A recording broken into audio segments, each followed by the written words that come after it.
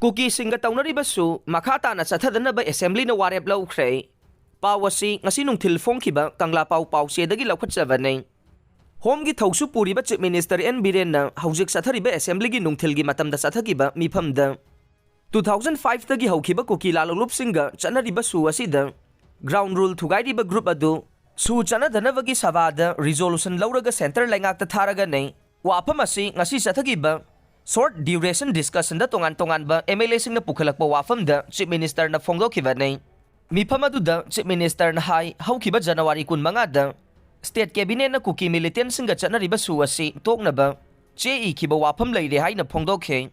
Short duration discussion asida hanagi Chief Minister oiramba opposition gi MLA o Ibobi yauna MLA K Ranjit, TS Lokesor, KS Ibomsa, Karam Siam, TS Santi, M Rameswar amadi Minister Susindro yauna kuki lalaw basang na sathariba thawonggi maramda pendaba wafam kaya sabada thamkhe.